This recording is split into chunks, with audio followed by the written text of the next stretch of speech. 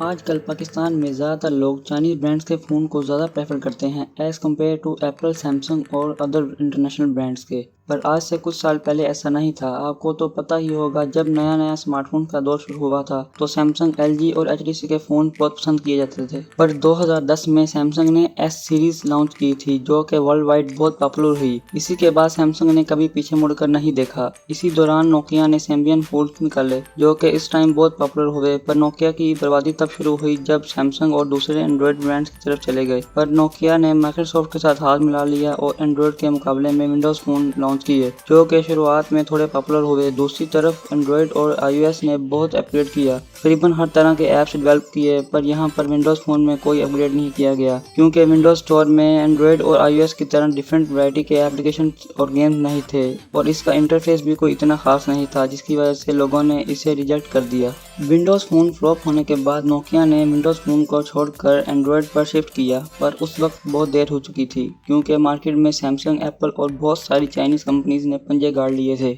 2014 के बाद पाकिस्तान में बहुत सारी चाइनीज़ कंपनीज ने कदम रखा जो कि उस वक्त इतनी कामयाब नहीं हुई। पर पाकिस्तानी कंपनीज जैसा कि क्यू मोबाइल, G5 और वही जैसी कंपनीज ने चाइना से फ़ोन इंपोर्ट करने के बाद रीब्रांड करके अपने नाम से बेचना शुरू कर दिए जो कि बहुत पॉपुलर हुए। क्योंकि उस वक्त सैमसंग, हुआवे और दूसरी बड़ी कंपनीज के फ़ोन बहुत महंगे हुआ करते थे और दूसरी तरफ क्यू मोबाइल, G5, वॉइस जैसी कंपनीज ने कम प्राइस पर अच्छी स्पेसिफिकेशन के साथ मार्केट को अपने अंडर कर लिया। पर प्रॉब्लम ये थी कि इन फोन्स पर कोई सॉफ्टवेयर अपडेट नहीं आती थी और इन कंपनीज की आफ्टर सेल सर्विस भी इतनी खास नहीं थी। इसलिए कुछ टाइम बाद लोगों ने दोबारा सैमसंग और हुआवे पर शिफ्ट कर लिया। पर अभी भी प्रॉब्लम ये थी कि पाकिस्तान में ज़्यादातर लोग मिड रेंज लेना ज़्यादा प्रेफर करते हैं। पर सैमसंग और हुआवे जैसे इंटरनेशनल ब्रांड्स मिड रेंज में बहुत ही कम स्पेसिफिकेशन देते थे। फिर मार्केट में एंट्री हुई ओप्पो और वीवो की, जिन्होंने लोगों को कम प्राइस पर अच्छी स्पेसिफिकेशन प्रोवाइड की और देखते ही देखते बहुत सारी चाइनीज कंपनीज ने मार्केट में एंट्री की, जिनमें Xiaomi, टेक्नो, इन्फिनिक्स जैसी कंपनी शामिल थीं। और फिर शुरू हुई सभी स्मार्टफोन कंपनीज में प्राइस और स्पेसिफिकेशन की जंग।